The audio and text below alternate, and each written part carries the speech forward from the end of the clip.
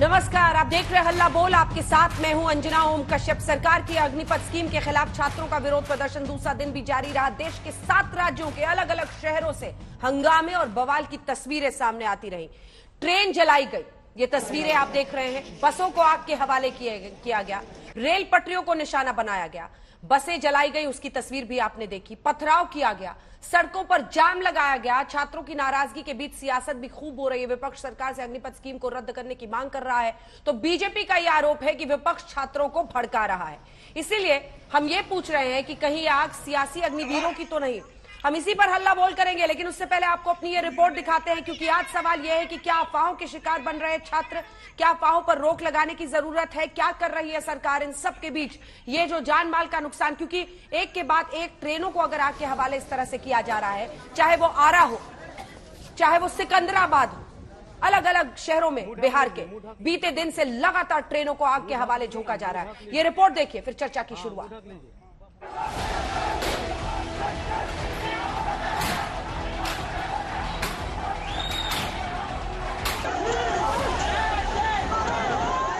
धू कर जलती ये ट्रेनें गवाही दे रही हैं कि अग्निपथ स्कीम के खिलाफ आंदोलन में अब विरोध और हिंसा का फर्क मिट चुका है।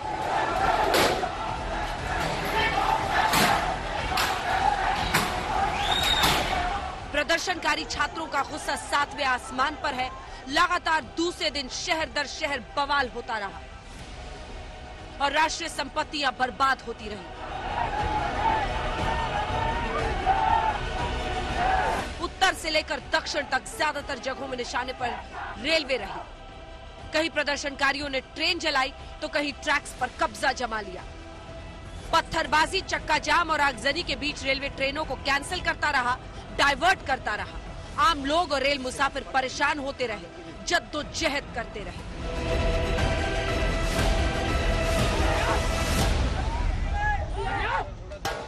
सब बच्चों को लेकर के आए, सब परेशान है एकदम। 8 बजे से है ना, हम लोग फंसे हुए हैं यहाँ। रेल मंत्री ने प्रदर्शनकारियों से शांति की अपील की है। मेरा निवेदन है सभी से, रेलवे आपकी संपत्ति है, राष्ट्र की संपत्ति है। इसको किसी भी तरीके से कोई नुकसान न हो, ये हम सबकी जिम्मेदारी है। तो मेरा निवेदन है कि किसी भी तरह के वायलेंट प्रोटेस्ट न करें और रेलवे की संपत्ति को बिल्कुल भी नुकसान न करें। ये आपकी संपत्ति है, आप ही की सेवा के लिए। अग्निपथ स्कीम के विरोध में प्रदर्शन की तपिश ने बच्चों तक को नहीं बख्शा। दरभंगा की ये तस्वीरें देखिए। दरभंगा में एक स्कूली बस हंगामे के बीच फंस गई, फिर मारे दहशत के बच्चों की आंखों से आंसू निकल आए। देश में कई जगहों पर प्रदर्शनकारियों ने बसों को भी निशाना बनाया, कहीं तोड़फोड़ की तो कहीं बसों को आग के हवाले कर दिया। कई जगहों पर प्रदर्शनकारियों ने चक्का जाम किया और मांग करते रहे कि सरकार अग्निपथ स्कीम को वापस ले। 1.5 साल से क्लासेस ले रहे हैं अपनी रिटर्न एग्जाम्स के लिए। हमने इतने पैसे दे दिए सर, हम कोई भी इतनी हाई क्लास फैमिली से बिलोंग नहीं करता, हम सब मिडिल क्लास के फैमिली के लोग हैं।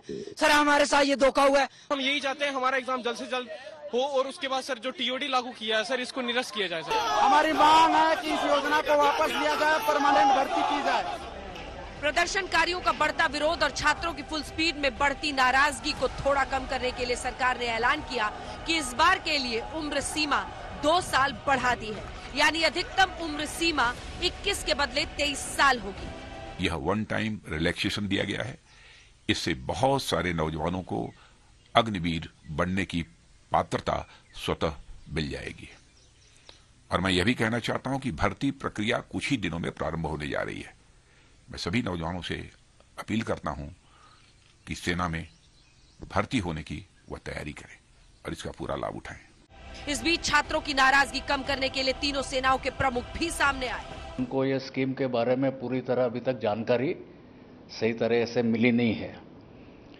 एक बार ये समझ जाएंगे पूरे स्कीम के बारे में तो उन्हें विश्वास होगा कि यह स्कीम न सिर्फ युवाओं के लिए बल्कि राष्ट्र और भारतीय थल सेना तीनों के लिए फायदेमंद और जरूरी है। इस चेंज से नौजवानों को फायदा होगा। मुझे भरोसा है कि युवा बड़ी संख्या में भर्ती के लिए अप्लाई करेंगे। वायुसेना की भर्ती प्रक्रिया 24 जून से आरंभ होगी। ये फैक्ट है कि हमने कैप लगाया कि 25% only will be taken forward. ये तो is purely dependent upon merit. अब किसी भी एग्जाम या किसी भी स्कीम में आप जाओगे तो कंपटीशन तो होगा ही, तो उसमें the best will get selected and will continue. छात्रों के विरोध प्रदर्शन पर जमकर सियासत भी हो रही है। विपक्ष प्रदर्शनकारियों के साथ खड़ा है तो बीजेपी विपक्ष पर छात्रों को भड़काने का आरोप लगा रही है। जो युवाओं की मांग है, उस मांग को पूरी तरीके से समर्थन देते हैं, उनकी भावना को हम समझते हैं। सरकार से स्पष्ट रूप से हम मांग करते हैं कि तुरंत प्रभाव से अग्निपथ भर्ती योजना वापस ली जाए। कि लोगों ने जैसे कृषि कानून को कंफ्यूज करके किसानों को लाभ से वंचित करने की कोशिश की, अग्निपथ वो है जिसे नौजवानों को बेहतर रोजगार की व्यवस्था की गई है। आइए चर्चा की शुरुआत करते हैं। तमाम खास मेहमान गौरव भाटिया, राष्ट्रीय प्रवक्ता बीजेपी के, अभय दुबे प्रवक्ता कांग्रेस पार्टी के, अनुराग भदौरिया प्रवक्ता समाजवादी पार्टी के हमारे साथ जुड़ रहे हैं। कुछ ही देर में पप्पू यादव भी अध्यक्ष जन अधिकार पार्टी के हमारे साथ जुड़ेंगे। हमारे साथ कुछ आर्मी के भी यहां पर जनरल जुड़ेंगे, जिसमें जनरल रिटायर्ड जे सिंह साहब, पूर्व सेना प्रमुख, लेफ्टिनेंट जनरल रिटायर्ड सतीश दुआ साहब, पूर्व चीफ आईडीएस हमारे साथ जुड़ रहे हैं। लेकिन उससे पहले सीधे रुख करते हैं असदुद्दीन ओवैसी, एआईएमआईएम के प्रमुख, इस वक्त लाइव हमारे साथ आज तक पर जुड़ रहे हैं। ओवैसी साहब, आज पूरे देश में अग्निपथ स्कीम के खिलाफ विरोध की आवाज उठ रही है, लेकिन दुर्भाग्य यह है कि यह आवाज और नारेबाजी तक सीमित नहीं है, ट्रेनों को आग के हवाले किया जा रहा है। सरकार का कहना है, बीजेपी का कहना है कि ये सियासी अग्निवीर हैं जो इस आग को हवा दे रहे हैं, छात्रों को गुमराह कर रहे हैं। आपका जवाब?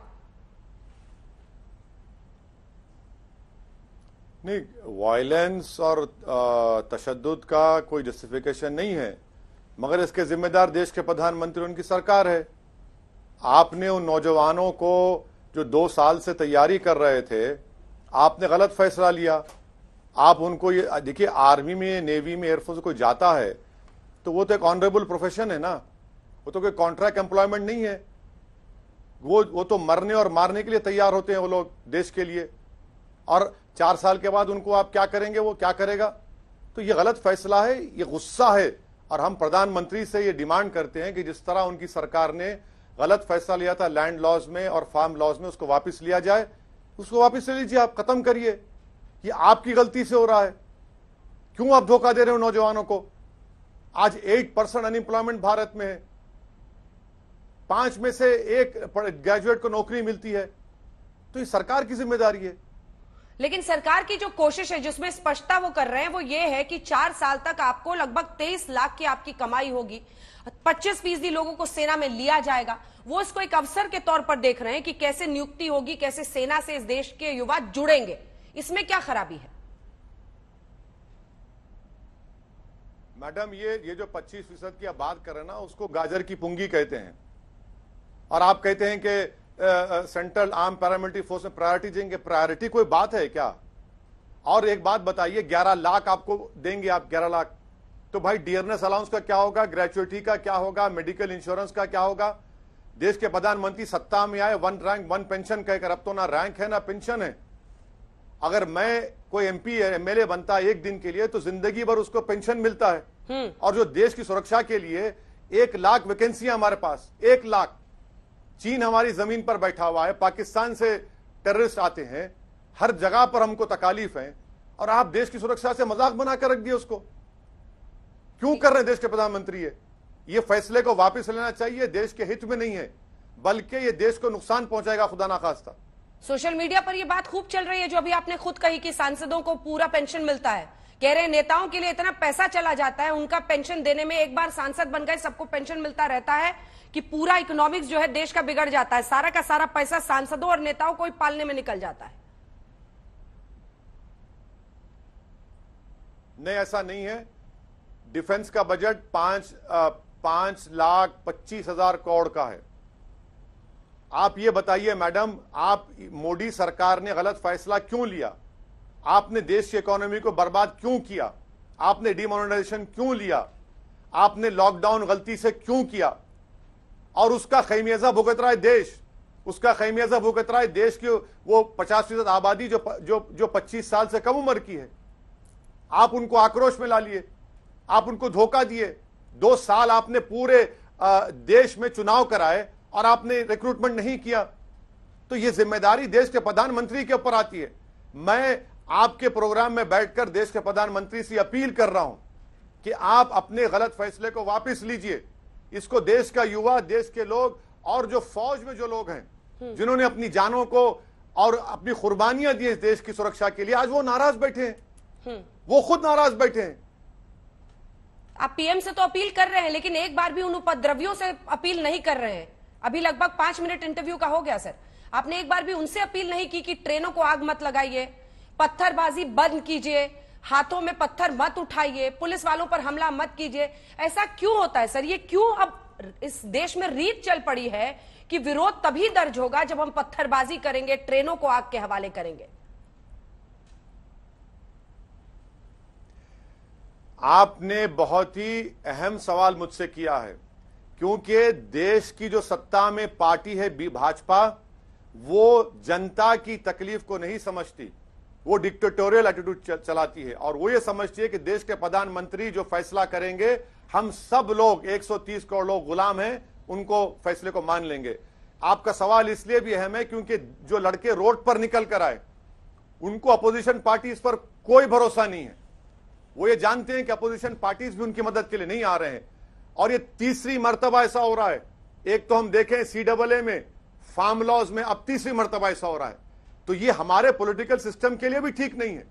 इसीलिए हम फिर से कहते हैं कि देश के प्रधानमंत्री को उन नौजवानों को बुलाएं, अपने घर पर बुलाकर उनको वादा करें, उनसे बात करें, उनकी पीड़ा समझें। आप इस तरह से देश की सुरक्षा का खिलवाड़ नहीं कर सकते। ये जो नौजवान आज रोड पर निकला है, आप उनकी जवानी से मजाक कर रहे हैं, उनके फ्यूचर्स को आप बर्बाद कर रहे हैं। ये गलत फैसला है जिसको प्रधानमंत्री को वापस लेने की जरूरत है। आपने कई विरोध के मुद्दों का जिक्र किया, लेकिन नुपुर शर्मा के खिलाफ जो बवाल हुआ उसका नाम आपने नहीं लिया। जानबूझकर नहीं लिया ओवैसी साहब, क्योंकि उस वक्त पत्थरबाजी में यह बोला गया कि ओवैसी साहब ने भड़काया सबको।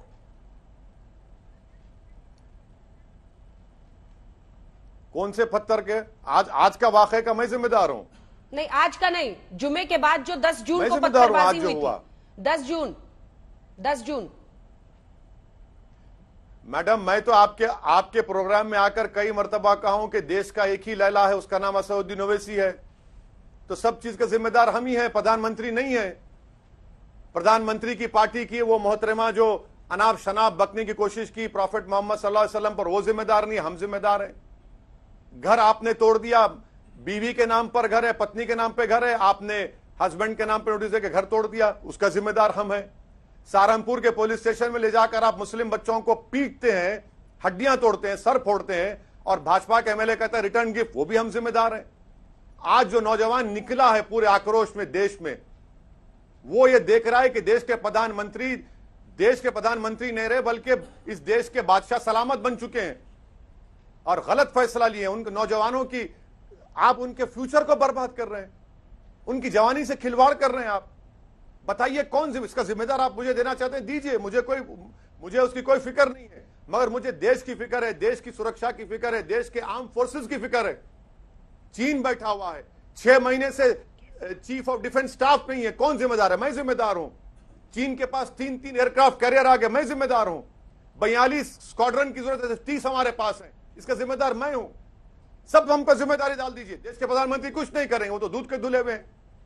नहीं, ये स्थिति तो सरकार को ही संभालनी है। लेकिन मैंने 10 जून पर आपसे सवाल पूछा था, आपने बहुत होशियारी से सर उसको आज पर ला दिया। 10 जून के लिए कौन जिम्मेदार? जब आप अपनी तकरीरों में ये कहते हैं कि अब मुसलमान चुप नहीं रहेगा, और वो भी एक ऐसे मुद्दे पर जो कि इतना इमोटिव इशू है। FIR दर्ज कर ली गई है ना नुपुर शर्मा पर। इम्तियाज जलील जैसे आपके जो नेता हैं वो ये कहते हैं कि उनको चौराहे पर फांसी देनी चाहिए। ये उकसाना और भड़काना नहीं है सर, तो क्या है?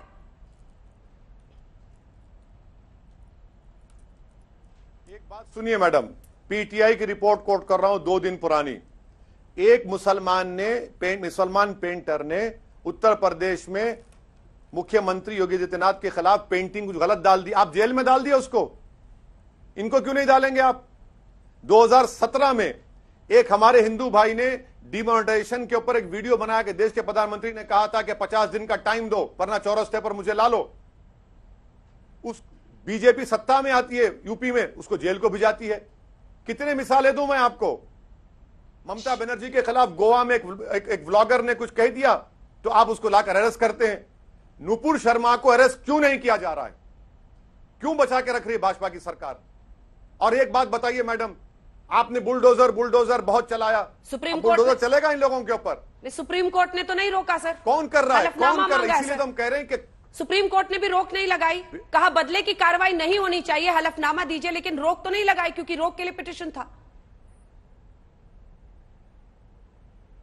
सुप्रीम कोर्ट ने रोक नहीं लगाई, मगर सुप्रीम कोर्ट ने कहा, जो कहा आपने उसको दोहरा दिया। हमको भी जरा ताज्जुब है कि सुप्रीम कोर्ट ने नहीं कहा, मगर हम आपको बता रहे हैं कि अजय टेनी का घर क्यों नहीं तोड़ते?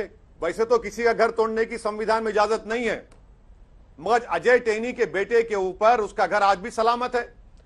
पांच किसानों की हत्या करी, ये गैर कानूनी है किसी घर तोड़ना। ओवैसी साहब, अवैध नहीं है, डेमोलिशन करना अवैध नहीं है, अवैध नहीं है इसलिए क्योंकि उसके घर का नक्शा या उसके घर के जमीन में प्रॉब्लम नहीं है। 10 मई को जो ये दावा है सर, मैं बस दावा कर रही हूं, एडमिनिस्ट्रेशन की तरफ से जो दावा है, 10 मई को सबसे पहले नोटिस दिया गया था प्रयागराज में। जब उन्होंने नहीं सुना, 24 मई को पेश नहीं हुए, 25 मई को ही ये कह दिया गया था कि ये जमींदोज किया जाएगा, जो कि 10 जून की पत्थरबाजी से बहुत पहले है। फिर कैसे ये बदले की कार्रवाई है? इनकी एक ही झूठ, एक ही जुमले में कहता हूं कि कितने झूठे हैं ये लोग, कितनी नफरत भरी है मुसलमानों के खिलाफ। वो घर महिला के नाम पर था, पत्नी के नाम पर था, आपने नोटिस दी शौहर के नाम पर। झूठ, आपकी झूठ साबित हो गई। आप पूरे मुसलमानों को कलेक्टिव पनिशमेंट देना चाह रहे हैं, और आप होते कौन है तोड़ने के लिए? जब आपको नोटिस, अच्छा नोटिस कब देते हैं आप? आपने तो नोटिस दी पति के नाम पर, घर है पत्नी के नाम पर, आपने वहां पर चिपका दिया उसको। कितना झूठ बोलेंगे आप? यूपी की सरकार, योगी सरकार कितना झूठ बोलेगी?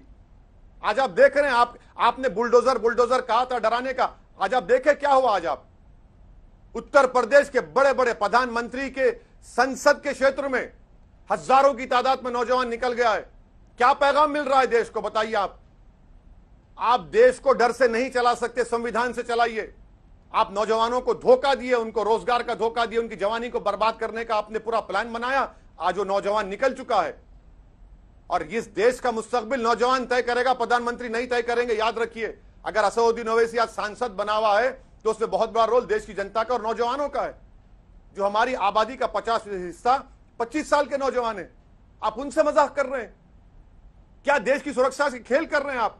चीन बैठा हुआ है हमारी जमीन के ऊपर, ना उसमें रैंक नहीं है, ना उसमें पेंशन है। 4 साल के बाद 11 लाख, क्यों 11 लाख देंगे उसको? आप 17 लाख की सर्विस दीजिए उसको, आप नहीं करना चाह रही है। पत्थरबाजी के खिलाफ, आगजनी के खिलाफ आपने अभी तक नहीं बोला ओवैसी साहब। मैडम, आज जो कुछ हुआ किसकी वजह से हुआ? आज जुम्मा था, कौन किया फिर आज? मैडम, वायलेंस की जगह है ही नहीं डेमोक्रेसी में, मगर आज जो नौजवान निकला है उसका कॉज कौन है? उसका कॉज प्रधानमंत्री और उनके गलत फैसले हैं। एक बार हाथ जोड़कर अगर वो छात्रों फैसला से भी ना कह लेते दीजिए तो सर क्या कि वो नौजवान ट्रेन में निकलता? आगजनी बंद कर दे, पत्थरबाजी बंद कर दे। हरगिज नहीं कहूंगा मैं, हरगिज नहीं कहूंगा मैं। क्यों? हरगिज नहीं कहूंगा मैं। क्यों? वायलेंस की कोई जगह नहीं है। क्यों? इसलिए कि वायलेंस की कोई जगह नहीं है देश में। हाँ, तो मगर तो आप किसी गरीब नौजवान की जिंदगी को बर्बाद कर रहे हैं, जिंदगी को बर्बाद कर रहे हैं। जो 2 साल से रिक्रूटमेंट नहीं हुआ था, 2 साल में चुनाव हुए कोविड में, मगर रिक्रूटमेंट नहीं हुआ। उस रिक्रूटमेंट की तलाश में मेहनत कर रहे थे, भाग रहे थे, कर्जों में डूब चुके हैं ताकि रिक्रूटमेंट में जाएंगे, और आप उन्हीं को धोखा देते हैं। बताइए क्यों नौजवान को वो रोड पर निकला क्यों? उसका जिम्मेदार देश के प्रधानमंत्री हैं। हम आपके प्रोग्राम के जरिए भाजपा से अपील कर रहे हैं कि आप ईगो पर मत बैठिए, आप देश की जनता की आवाज को समझिए, उनकी पीड़ा को समझिए और अपने फैसले को गलत मानिए, उसको वापस से लीजिए। आपकी अपील तो सरकार सुन रही होगी, लेकिन ये इतिहास में दर्ज होगा कि जब ट्रेनें जल रही थी, पत्थरबाजी हो रही थी, और हमने आपसे कहा कि छात्रों से एक बार आप अनुरोध कर दीजिए, तो आपने इससे इनकार कर दिया। आप सरकार के खिलाफ हैं या भारत की राष्ट्रीय संपत्ति के खिलाफ हैं आज ओवैसी साहब? सीधा सवाल पूछ रही हूं सर आपसे। ये देखिए सर तस्वीरें, समस्तीपुर से सिकंदराबाद। आपकी आवाज कट गई, फिर से पूछिए सवाल। समस्तीपुर से सिकंदराबाद, मैं आपसे कह रही हूं कि यह भी किताबों में इतिहास के दर्ज होगा कि जब ट्रेनें जल रही थी, राष्ट्रीय संपत्ति जल रही थी, और मैंने असदुद्दीन ओवैसी साहब से यह कहा कि आप छात्रों से हाथ जोड़कर निवेदन कीजिए कि ट्रेनें जलाना बंद कीजिए, पत्थरबाजी बंद कीजिए, तो उन्होंने इनकार कर दिया। आप सरकार के खिलाफ हैं या भारत और भारत की राष्ट्रीय संपत्ति के खिलाफ है सर? ये थोड़ी ना ये सरकार की संपत्ति है सर, ये थोड़ा ना बीजेपी की संपत्ति है, ये उन यात्रियों की संपत्ति है जो इससे रोजाना ट्रैवल करते हैं। बिल्कुल बिल्कुल सही है, मगर ये क्यों हुआ? क्यों हुआ ये? देश के प्रधानमंत्री से हम हाथ जोड़ के अपील कर रहे हैं, आप गलत फैसला लिए हैं, वापस से लीजिए उसको। आप नौजवानों की मुस्तकबिल को बर्बाद कर रहे हैं, आप देश की सुरक्षा से खिलवाड़ कर रहे हैं। 1 लाख वैकेंसी हैं। पहला जो ओरिजिनल प्रपोजल आया था टीओडी का, उसमें क्या था? सिर्फ 1000 सिपाहियों को लेने का प्लान था। आज आप उसको उल्टा कर दिए पूरा, और आप कहते हैं कि प्रायोरिटी क्या है? अगर ये सब वायलेंस हो रहा है कि जिम्मेदार कौन है? क्या कर रही है सरकार? आप मुझ पर डाल रहे हैं इल्जाम मैडम, कैसे डाल रहे हैं मुझ पर इल्जाम? आप सरकार जिम्मेदार है ना इसकी। सरकार क्या कर रही थी? आप तो बड़े बुलंदबांग दावे कर रहे थे, बुलडोजर बुलडोजर। क्या हुआ बुलडोजर का असर देख लिया आपने? आप डरा कर देश को नहीं चला सकते, इकबाल से देश चलाइए, देश के गरीबों को, नौजवानों का दिल जीतिए। आप प्रधानमंत्री हैं, देश के बादशाह सलामत नहीं है। और ये आर्मी का मामला है, ये कोई कॉन्ट्रैक्ट लेक्चरर्स नहीं है कि आप कॉन्ट्रैक्ट पे एम्प्लॉयमेंट को निकाल दिए उनको। अनएम्प्लॉयमेंट इस देश में सबसे बर्निंग इशू है, सबसे बर्निंग इशू है। सीएमआई की रिपोर्ट है कि 5 ग्रेजुएट में सिर्फ 1 को नौकरी मिलती है। वर्ल्ड इकोनॉमिक फोरम ने कह दिया कि instability and unemployment is not good for India's economic stability. सब लोग कह रहे हैं, मगर देश के प्रधान में समझ में नहीं आता। और आप मुझसे पूछ रहे हैं कि आप इस पर कंडेम करिए। वायलेंस को हम कंडेम करते आए, मगर ये नौजवान रोड पर क्यों निकला मैडम? क्यों निकला बताइए? देश प्रधानमंत्री की पार्लियामेंट कॉन्स्टिट्यूएंसी में इतने अगर वो लोकप्रिय नेता है तो उनकी कॉन्स्टिट्यूएंसी में लोग निकल रहे हैं, रोड पर आ रहे हैं, बैठ रहे हैं। बहुत धन्यवाद आपका असदुद्दीन ओवैसी साहब, अध्यक्ष एआईएमआईएम के, हमारे साथ जुड़ने के लिए और अपनी तमाम बातें हमारे दर्शकों के सामने रखने के लिए। धन्यवाद सर आपका। चर्चा की शुरुआत करते हैं। गौरव भाटिया जी, आपने सुनी उनकी बात, सरकार और सरकार की जवाबदेही, क्योंकि आखिर ये सरकार को ही तय करना है, संभालना है कि इस तरह की नौबत और स्थिति क्यों आई। गौरव भाटिया जी, गौरव भाटिया जी अभी हमारे साथ नहीं है। अभय दुबे जी, आपसे एक रिएक्शन जल्दी से लेते हुए। अभय दुबे जी, ये तस्वीरें हम दिखा रहे हैं, सरकार का ये पक्ष है, ज्यादातर मंत्री यही कह रहे हैं कि विपक्ष ने उकसाया है, अफवाहें फैलाई जा रही हैं, इसलिए सब कुछ हो रहा है। 21 से उम्र बढ़ाकर 23 साल भी कर दी गई है। जो 2 साल का कोविड की वजह से लॉस हुआ था उसको भी मेकअप करने की कोशिश की गई है। बावजूद इसके आज देश भर में इस तरह की हिंसा। दुबे साहब। हाँ अंजना जी, मुझे याद आ रहा है 4 महीने पहले का वो अंजना ओम कश्यप जी का शो, जिसमें सारे मंत्री, सारे सेना के पूर्व और वर्तमान अधिकारी कह रहे थे कि हम उस प्रदीप मेहरा को तत्पर और तैयार हैं सेना में नौकरी देने के लिए। कौन है प्रदीप मेहरा? वो जो सेक्टर 16 से रात को 10 किलोमीटर तक दौड़कर घर जाता था। उससे जब एक समाज सेवी विनोद कापड़ी ने पूछा कि मेरी कार में लिफ्ट दे दूं, तो उसने कहा कि नहीं, मैं रोज प्रतिदिन रात को 10 बजे दौड़कर घर जाता हूं क्योंकि मैं सेना की तैयारी कर रहा हूं। तो उन्होंने कहा कि चल मेरे घर चल, मेरे खाना खिला दूंगा। उन्होंने कहा नहीं, मुझे खाना बनाना होता है क्योंकि मां मेरी अस्पताल में भर्ती है और मेरा भाई भूखा घर पर रह जाएगा अगर मैंने खाना नहीं बनाया। उसने कहा भाई क्यों भूखा रह जाएगा? क्योंकि बोले वो रात की शिफ्ट में नौकरी करता है, हम दोनों भाई मेहनत कर रहे हैं ताकि मैं अपना भारत मां की रक्षा कर सकूं और अपने भविष्य को संवार सकूं, अपने परिवार के भविष्य को संवार सकूं, मां का इलाज करा सकूं। आज उसके दिल पर क्या गुजर रही होगी? पूछिए ना इन सेना के बड़े वरिष्ठ अधिकारियों से और भारतीय जनता पार्टी की सरकार से। 2020 में कंबाइंड डिफेंस सर्विसेज के लिए एक सर्कुलर निकाला था कि नहीं? टूर ऑफ ड्यूटी 3 साल की, क्यों ऑफिसर्स के लिए ड्रॉप कर दिया? और आज मैं पूछना चाहता हूं देश की सरकार से, आपने कहा कि हमने 19-20 के बाद सारी रिक्रूटमेंट रैलियां प्रतिबंधित कर दी। नहीं, सरकार जवाब देती फरवरी 2022 में लोकसभा में कि 20-21 अप्रैल से मार्च तक 97 रैली प्लान की, जिसमें से 47 कंडक्ट की। उसके बाद 4 रैलियां और कंडक्ट की। क्या हुआ उनका परिणाम? देश जानना चाहता है आज। मुझे बताइए ना आप, सरकार ने ये बात मेरे प्रश्न के जवाब में दी कि 97,000 आर्मी में 11,116 वैकेंट पोजीशन है नेवी में और 4,850 इंडियन एयरफोर्स में एयरमैन की, सेलर्स की, जूनियर कमीशन ऑफिसर्स की। तो आप इनकी भर्ती के लिए और क्या करना चाहते हैं उनके साथ? उनके भविष्य को आग में झोंक देना चाहते हैं। ये बड़ी बड़ी बातें करते थे। देखिए आप इनके 3 झूठ और बेनकाब करता हूं। ये क्या कहते थे कि हमने आत्मनिर्भर भारत का निर्माण कर दिया, अब हम जो सेना के संसाधन है वो हिंदुस्तान दुबे साहब आपको एक सेकंड टोक रही हूं सर, मैं वापस आकर आपको अपनी बात पूरी करने दूंगी, लेकिन सीधे चलते हैं। इस वक्त जनरल रिटायर्ड जे सिंह साहब, पूर्व सेना प्रमुख, हमारे साथ आज तक पर जुड़ रहे हैं। सिंह साहब बहुत स्वागत है आपका आज तक पर। छात्रों में सर बहुत नाराजगी है इस बात को लेकर कि एक स्कीम लेकर भी आए तो सिर्फ 4 साल के लिए क्यों, और यही वो मुद्दा है जिसको विपक्ष भी उठा रहा है। मैं सियासी बातें आपसे नहीं करूंगी। उन बच्चों की सबसे बड़ी चिंता यही है कि अब सेना से जो नॉर्मल पहले बहाली होती थी वो नहीं होगी। 21 से बढ़ाकर 23 जरूर जो आयु सीमा है वो कर दी गई है, लेकिन इन बच्चों का सबसे ज्यादा इस बात को लेकर है कि हम 4 साल के लिए कौन सी स्कीम है। उनको आप कैसे समझाएंगे, क्या ऐसा कहेंगे जिससे उनका गुस्सा शांत हो? सिंह साहब। अंजना, आपसे ये कहना चाहता हूं कि यह दृश्य जो दिखाई दे रहे हैं टीवी चैनल पर, ये बहुत अफसोसजनक हैं। ये हमारे नौजवानों को या तो नादानी में उनको अनजाने हैं या उनको बहकाया गया है, क्योंकि ये जो दंगे फसाद हो रहे हैं या तोड़फोड़ हो रहा है, ये बहुत ही अफसोसजनक है, बहुत ही दुखद है। तो ये मैं समझता हूं देश के हित में नहीं है, और मैं समझता हूं ये नौजवान जो हैं इनको किसी तरह से बहकाया गया है।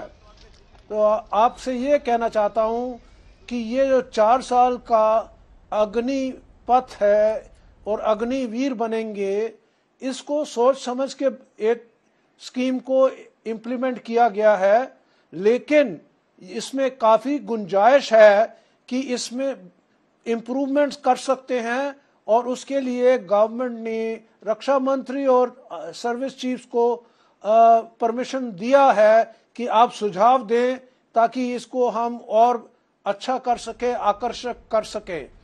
तो मेरा कहने का ये मकसद है कि ये हिंसा बिल्कुल मंजूर नहीं है, और जो इस हिंसा में शामिल हैं वैसे लोग भारत की सेनाओं में नहीं आ सकते, क्योंकि सेनाओं में इस तरह से गलत डिसिप्लिन के खिलाफ और ये दंगा फसाद और धरना करना ये बिल्कुल कबूल नहीं है, और इसकी सजा बहुत सीरियस होती है आर्मी में।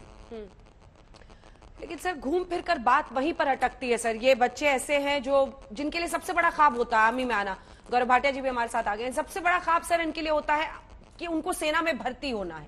अब ऐसे में जब 4 साल का ये निकला है तो उनको यही लगता है कि हम जिस उम्र में आकर हम 4 साल करेंगे, उसके बाद जब हम प्राइम में रहेंगे हमारे पास कोई अन्य डिग्री नहीं है, हमारे पास कोई अन्य डिग्री नहीं है, और अगर हम आर्मी में 75% में रह गए जिनको नहीं लिया गया तो हम क्या करेंगे, हमारा भविष्य क्या रह जाएगा। एक बड़ी खबर आ रही है सर, अग्निपथ योजना के तहत भर्तियां शुरू होंगी। वायुसेना में 24 जून से शुरू होंगी भर्तियां।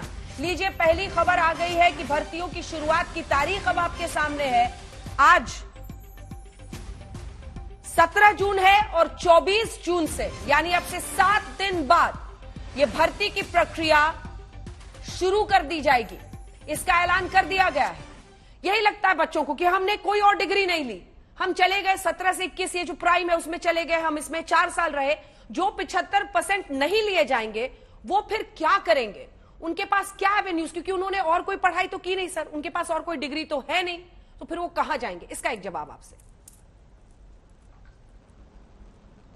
अंजना जी, ये नौजवान जो हैं सबसे पहले उनको बहुत गर्व होगा कि वो देश के लिए, देश की रक्षा के लिए उन्होंने अपना योगदान दिया, और उनको एक बैज ऑफ ऑनर मिलेगा जो कि अग्निवीर होगा।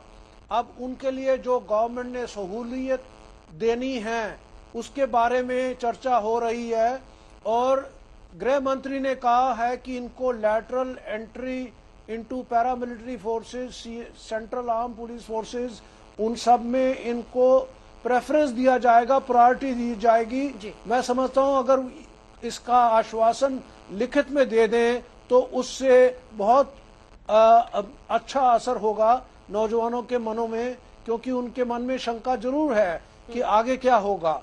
लेकिन मैं आपको कहना चाहता हूं कि ये नौजवान जो हैं ये सिर्फ इन्फेंट्री में नहीं जा रहे, कोई सिग्नल्स में जा रहा है, कोई इंजीनियर्स में जा रहा है, कोई कहीं और जा रहा है, और वो स्किल डेवलप करेगा अपना, ताकि वो 4 साल के बाद उसको जो भी कॉरपोरेट वर्ल्ड में नौकरी मिलेगी वो प्रेफरेंस उनको दी जाएगी जो अग्निवीर हैं। क्योंकि सब कॉरपोरेट इंडस्ट्रियलिस्ट, बड़े बड़े उद्योगपति ये चाहते हैं कि हमारे ऑर्गेनाइजेशन में, इनके ऑर्गेनाइजेशन में ऐसे नौजवान आए जो स्किल्ड भी हैं, जो डिसिप्लिन्ड हैं, हार्ड वर्किंग हैं, वफादार हैं। तो मैं समझता हूं इनको प्रेफरेंस जरूर मिलेगी, और उसके बारे में भी गवर्नमेंट कदम उठा रही है कि हम उद्योगपतियों को अपील करें कि वो इनको इस तरह से प्रेफरेंस दें। तीसरी बात, जितने भी पब्लिक सेक्टर अंडरटेकिंग्स हैं और गवर्नमेंट की एजेंसीज जैसे रेलवे, पोस्ट एंड टेलीग्राफ, ऐसे इत्यादि सब जगह पे इन अग्निवीरों को आगे प्रेफरेंस दिया जाएगा ताकि ये सड़क पे ना रह जाएं। तो ये जो चीज है, ये नौजवान ये अनजाने में जो कुछ कार्रवाई कर रहे हैं, इनको समझाने की जरूरत है, और उसका काम जो है गवर्नमेंट का और स्टेट गवर्नमेंट का और बाकी प्रशासन का है, और उनके चुने हुए प्रतिनिधि जो विधायक हैं उनका काम है कि लोगों को समझाना। लेकिन ये दंगा फसाद करना या तोड़फोड़ करना ये देश के हित में नहीं है, उनके खुद प्रति उनके हित में नहीं है। बिल्कुल, बहुत बहुत धन्यवाद आपका जनरल रिटायर्ड जे सिंह साहब, पूर्व सेना प्रमुख, हमारे साथ जुड़ने के लिए और अपनी बात स्पष्टता से कहने के लिए। गौरव भाटिया जी भी अब हमारे साथ जुड़ गए हैं। अभय जी, अपनी बात एक लाइन में पूरी कीजिए क्योंकि अब सरकार का पक्ष आना जरूरी है। जी अंजना जी, मैं एक लाइन में खत्म। मैं पूर्व सेना अध्यक्ष का बड़ा आदर करता हूं, मगर मैं सिर्फ 2 शब्द उनसे कहना चाहता हूं। 3,01,414 रेलवे में पद खाली है, जिसमें से 91,000 खत्म कर दिए। 30 लाख भारत की सरकार में नौकरियां खाली है जो प्रीमियम इंस्टीट्यूट है, उनकी भी मेरे पास लिस्ट है। Centre for monitoring Indian economy ने अभी रिपोर्ट जारी की है, बताया जनवरी से अप्रैल में 4,80,00,000 लोगों को काम मांगने पर काम नहीं मिला। जो लेबर फोर्स पार्टिसिपेशन रेशो हमारा था 39%, 47%, वो 30। सुनिए ना, आखिरी बात मैं कहना चाहता हूं, आखिरी बात की नम्रता से मैं कहना चाहता हूं कि देखिए, ये सरकार से आग्रह है कि तुरंत इसको वापस ले, और इस बात का जवाब आज भारतीय जनता पार्टी के लोगों से ले कि क्यों भारत के इस भविष्य को वो धूमिल करना चाहते हैं, और क्या 2020 में इन्होंने सर्कुलर विड्रॉ क्यों किया। गौरव भाटिया जी जवाब दीजिए। जो 3 साल का था कॉमन डिफेंस सर्विसेज का। गौरव जी जवाब दीजिए सबकी बातों का। अंजना जी, अभी देख रहा था कि कभी जो कृषि एक्सपर्ट होते हैं, कभी खेलकूद एक्सपर्ट होते हैं, आज वो डिफेंस एक्सपर्ट थे, और मैं कड़ी निंदा करता हूं ओवैसी जी की जो कह रहे थे कि 25% जो युवा अपने जीवन का एक अंश भारत माता की सेवा में देंगे वो गाजर की पूंगी हैं। तो मैं कहना चाहूंगा, जहां भी हो ओवैसी जी अगर सुन पा रहे हैं, सामने तो आप डिबेट करते नहीं हैं, डर के भाग जाते हैं। आप किस खेत की मूली हैं जो हमारे देश के युवा को कहते हैं कि वो गाजर की पूंगी है? ये बहुत दुर्भाग्यपूर्ण है। और ये वो ओवैसी जी हैं अंजना जी जो बीएसएफ और सीआरपीएफ में कितने मुसलमान हैं ये बताओ 2018 में पूछ रहे थे, जो हमेशा सेना को भी धर्म के चश्मे से देखते हैं। लेकिन मेरी आज एक बड़ी जिम्मेदारी है और वो मैं बताऊंगा कि कितने फायदे हैं इस अग्निपथ योजना के। उससे पहले आप मुझे बताइए, कोई प्रोटेस्ट, क्या अंजना जी ऐसा हो सकता है कि हमारे एक नागरिक भाई की जान चली गई, रेलवे कोच को जला दिया गया, हमारे वर्दी में जो पुलिस है उस पे हाथ उठाया गया, और क्या आपको राहुल गांधी, अखिलेश यादव, ओवैसी, ममता बनर्जी, अरविंद केजरीवाल, किसी एक का ट्वीट मिला जो ये कहे की शांति बनाए रखो, और प्रदर्शन अगर हिंसा पूर्वक कर रहे हो तो गलत है। और बल्कि NSUI के कांग्रेस पार्टी के कार्यकर्ता वहां दिखाई दिए तो केरोसिन का तेल लेके कौन घूमता है? राहुल गांधी और उनकी सेना। अब मैं आपको लाभ गिनाता हूं और चुनौती देता हूं, जो यहां पे विपक्षी दल इसका विरोध कर रहे हैं वो बताएं कि जब जब विजय अग्निवीर निकलते हैं तो ये कांचा चीना बन के क्यों बाहर आते हैं। और ये है फायदे, देश के लिए फायदा, देश और सुरक्षित होगा, मजबूत होगा। सेना के लिए, सेना और युवा होगी और युद्ध के लिए तैयार होगी जब ये भर्ती हो जाएगी। युवा के लिए फायदे गिनिए, देश की सेवा का अवसर मिलेगा जो हर युवा का सपना होता है। सेवा निधि 4 साल की सेवा के बाद 11 लाख रुपए, और जो वेतन है 9 लाख रुपए, 21 साल की उम्र में, 22 साल की उम्र में 20 लाख रुपया उसके पास होगा, जिससे और कोई वो बाद में 4 साल के अगर काम करना चाहे तो कर सकता है। तीसरा फायदा युवा के लिए 25% एब्जॉर्ब हो जाएंगे रेगुलर कार्डर में। चौथा फायदा 10वीं पास व्यक्ति जो कि आएगा अग्निवीर बन के, उसको 12वीं इक्विवेलेंट सर्टिफिकेट मिलेगा। पांचवा फायदा यूपी, MP, हरियाणा, उत्तराखंड और CAPF इन्होंने पहले ही घोषणा कर दी है कि आगे की भर्ती में वो प्राथमिकता देंगे अग्निवीरों को। और छठा फायदा, शॉर्ट सर्विस कमीशन की मैक्सिमम एज लिमिट है 25 साल, IAS IPS की भी इससे ज्यादा है। आप मुझे ये बताइए, क्या जब एक अग्निवीर 4 साल की सेवा कर चुका होगा वो IAS IPS नहीं बन सकता जैसे शॉर्ट सर्विस कमीशन के लोग बनते थे? और मैं इतना कह के अंत करूंगा, देखिए हर जगह उजाला है, उजाला ही उजाला है, देश आगे बढ़ रहा है। 1 रैंक 1 पेंशन भी लागू करी, नेशनल वॉर मेमोरियल भी लाए, राफेल भी लाए, अपाचे भी लाए। लेकिन जिन लोगों ने आंखें बंद कर दी हैं उनको सूर्य का प्रकाश नहीं दिखाई देगा, उनको देश की ताकत नहीं दिखाई देगी, क्योंकि इनको केवल नकारात्मक राजनीति करनी है, केवल विरोध करना है। पप्पू यादव जी हमारे साथ जुड़े, अध्यक्ष जन अधिकार पार्टी के। पप्पू यादव जी, आरोप लग रहा है कि आप और आपके लोगों ने भी बहुत उकसाया है, क्योंकि जो तस्वीरें बिहार से आई हैं सर, बहुत ज्यादा दुखदाई हैं।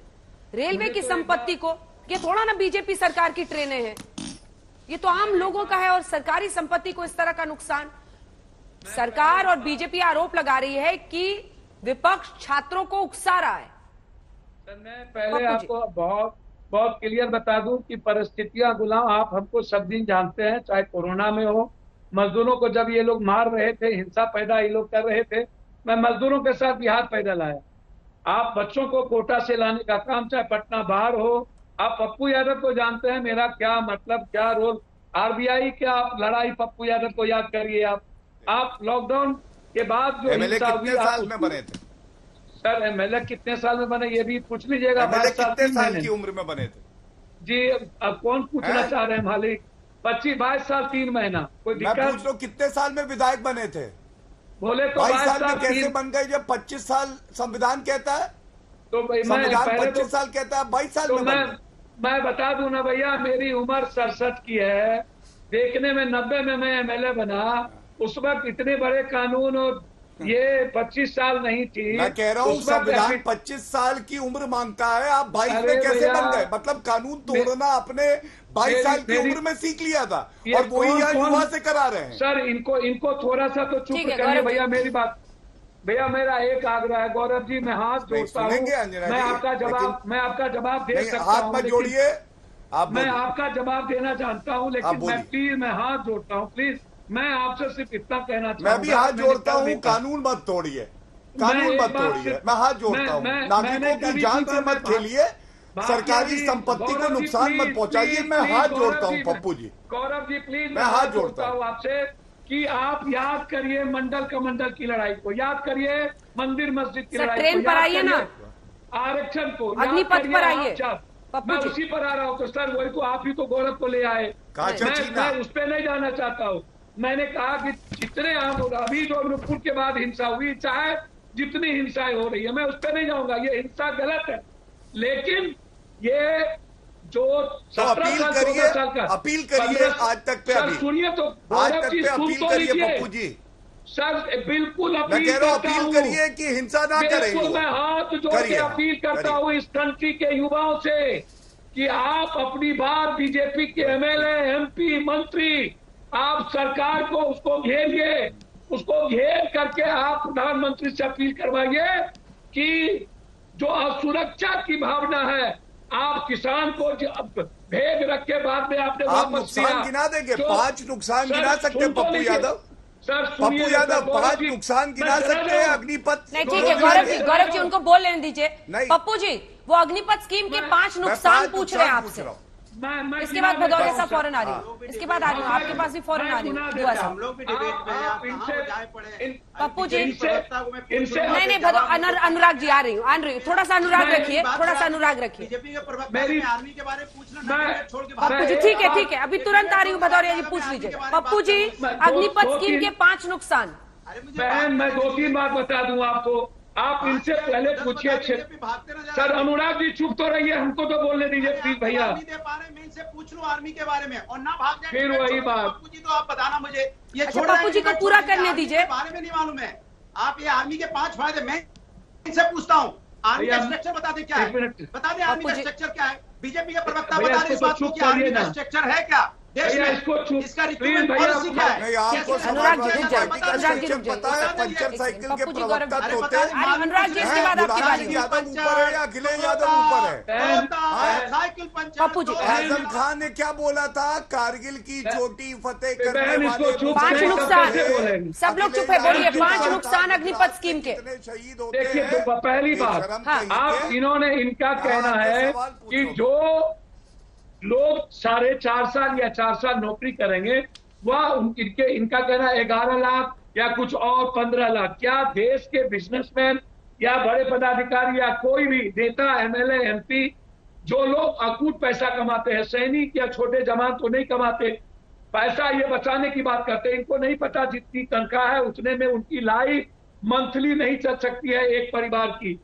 वह उसके भीतर यह जब मन में रहेगा कि हम यदि बॉर्डर पर मरेंगे या 4 साल के अंदर बाद हमको कुछ नहीं मिलेगा, 25% को मिलेगा, और उस 25% में कौन होगा, 100 में 25 कौन होगा, और 75 कंप्लीट अनभेद होगा कि क्या होगा क्या नहीं होगा मेरी लाइफ के साथ।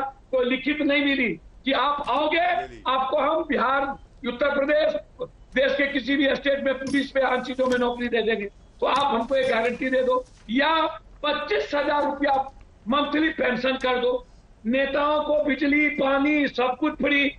नरेंद्र मोदी जी 8 साल हो गए ना, तो उनको बोलिए एक कानून बना ले, कोई पीएम और राष्ट्रपति 10 साल से ज्यादा नहीं होगा, और किसी एमपी, एमएलए, मंत्री संत्री को जब वो पद पर रहेंगे तो तनख्वाह मिलेगी, उसके बाद कोई पेंशन, कोई रेलवे, कोई हवाई जहाज किसी को नहीं मिलेगा। जब पेंशन ही और अलाउंस की बात हो रही है, तो जो अकूट पैसा हिंदुस्तान में लूट रहे हैं, सबसे पहले ऊपर से झाड़ू दो ना। आप सैनिक को क्यों मोहरा बना रहे हो? एक आप पहले, दूसरी चीज आप ये बताओ कि 4 साल में ये परिपक्व होंगे, इनकी दोस्ती पोस्टिंग तक नहीं होगी, ये बेचारे 23 साल में रिटायर कर जाएंगे। 23 साल में आप शादी का डेट रख दिए हो, जब ये रिटायर करेंगे तो बच्ची और घर में होगा कि तो भाई क्या होगा, कल नौकरी मिलेगी कि नहीं मिलेगी। 11 लाख रुपया में क्या पप्पू यादव का परिवार चला लेंगे हम? क्या हम घर बना लेंगे? ठीक है, गौरव जी इसका जवाब देंगे, लेकिन उससे पहले अनुराग जी का भी सवाल एक साथ गौरव जी जवाब दीजिएगा। अनुराग जी क्या दिक्कत है? सवाल यह है कि भारतीय जनता पार्टी के प्रवक्ता से मैं पूछना चाहता हूं, क्या वो देश की संस्कृति, संस्कार और जो गांव में रहते हैं उनका मानवैज्ञानिक जो उनका स्टेटस होता है उससे उनको उससे कोई लेना देना तो है नहीं। हमारा ताना बाना कैसा है समाज में? नौकरी मतलब वो अपने आप को समझता है नौकरी में मतलब कि हमारा परिवार सिक्योर हो गया, अब 15-20 साल के लिए परिवार को हम कमा के दे सकते हैं रोजगार, परिवार खुश होता है, पूरा गांव का गांव खुश होता है। लेकिन जब आप 4 साल की नौकरी दोगे, उसकी स्टेबिलिटी नहीं रहेगी, और खुदा ना खास्ता उसमें से अगर 75% आप निकाल के बाहर कर दोगे, 5% अगर वो रास्ता भटक गया तो क्या होगा? पबजी आपने देखा था, एक बच्चे ने वो आर्टिफिशियल पबजी से अपनी मां का मर्डर कर दिया और रात भर बैठा रहा। अगर 5% उसमें यूथ भटक गया तो क्या होगा बताइए आप? देश की क्या हालत हो जाएगी? ये अहिंसावादी देश है। ये सरकार किस तरह देश को ले जाना चाहती है? ये सरकार देश को क्या, वो जो हमारे नौजवान है उनको ट्रेंड करके बाद में निकाल देगी रोजगार से, उनको रोड पे छोड़ देगी और फिर कह रही कि नहीं हम प्राथमिकता देंगे। कहां देंगे आप? रिटर्न गारंटी क्या है? मैं इसीलिए आपसे कह रहा हूं कि सरकार हमारे देश के युवाओं के भविष्य से खिलवाड़ कर रही है, उनकी मानसिक स्थिति नहीं समझ पा रही है कि वो 4 साल सरकार में रह के भी, नौकरी में रह के भी तो अपने आप को लेफ्टिनेंट जनरल सेवानिवृत्त सतीश दुआ साहब, चीफ आईडीएस, आपने पूरे विपक्ष के सवाल सुने, आप किस तरह से जवाब देंगे उनको भी, और अगर उनको ना भी देना चाहे तो उन छात्रों को कैसे आश्वस्त करेंगे सर, ताकि ऐसी तस्वीरें जो आज हमें देखनी पड़ रही है, बीते दिन भी 3 जगहों पर सर बिहार में ट्रेनें फूकी गई थी, लेकिन आज भी देश भर में सिकंदराबाद से लेकर बिहार के कई जगहों पर ट्रेनें फूकी गई।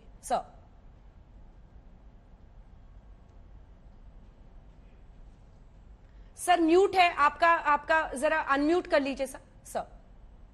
सॉरी अंजना जी, मैं पिछले 45 मिनट से बहुत पेशेंटली सब पैनलिस्ट की बातें सुन रहा हूं, तो मुझे उम्मीद है कि आप मुझे अनइंटरप्टेड बोलने का मौका देंगे। देखिए, जो आज हम देख रहे हैं, बात शुरू हुई है आज इस रोष से, जो कल से हम देख रहे हैं सड़कों पे उतर आया, जो आर्सनी हो रही है और जो वायलेंस वगैरह हो रही है। लेकिन उसके 2 दिन पहले जब ये स्कीम अनाउंस हुई थी, तो मैं इसके 2 भागों में लूंगा, क्योंकि ये असल में 2 चीजें हैं। पहली कि जो नई स्कीम है जिसके तहत सोल्जर्स शॉर्ट टर्म ड्यूटी के लिए 4 साल के लिए आएंगे, उसके बाद 25% रिटेन किए जाएंगे और बाकी आर्मी से निकाल दिए जाएंगे, उनको एक सेवरेंस पैकेज दिया जाएगा, और जो कि बाकी सोल्जर से अलग है। दूसरा भाग है कि 4 साल बाद इनका क्या होगा, जो 75% जिनको फौज में वापस नहीं रखा जाएगा, उनका क्या होगा। तो ये दोनों, और जो गुस्सा, जो उबार हम देख रहे हैं सड़कों पे, गाड़ियों में, बसों में, ये दूसरे भाग से ज्यादा कनेक्टेड है। तो मैं पहले भाग में बात करूंगा। पहले भाग में सरकार की मंशा ये है, रक्षा मंत्रालय की, सरकार की, सेनाओं की मंशा ये है कि हम एक युवा फौज बनाएं, यंगर एज प्रोफाइल बनाएं। हमारा एज प्रोफाइल आर्मी में 32 ईयर्स का है, विश्व भर में ये 20s में होता है। तो ये अगर जब स्कीम लागू की जाएगी तो अभी जल्दी में नहीं, लेकिन 10 साल के बाद हमारा एज प्रोफाइल 26 ईयर्स हो जाएगा, जो कि आज समय की मांग है। दूसरा, ये ज्यादा टेक सेवी होंगे। जब हर साल में भर्तियां की जाएंगी तो एक पुराना जवान जो 15-16 साल से होता है, वो आज मेरे पुराने जवान कहते हैं, सब मेरे को व्हाट्सएप चलाना नहीं आता, मैं SMS से कर सकता हूं। लेकिन सर वक्त हमें इतने की इजाजत देता है, बहुत माफी के साथ मुझे बीच में आपको रोकना पड़ रहा है, लेकिन इन तस्वीरों के साथ अपने दर्शकों को छोड़े जा रहे हैं, क्योंकि विरोध के नाम पर हिंसा की इजाजत किसी को नहीं हो सकती है। बहरहाल सरकार अगला कदम क्या उठाती है, क्योंकि अभी से ये ऐलान कर दिया गया है 24 जून से भर्ती की शुरुआत होगी। आप देखते रहिए आज तक।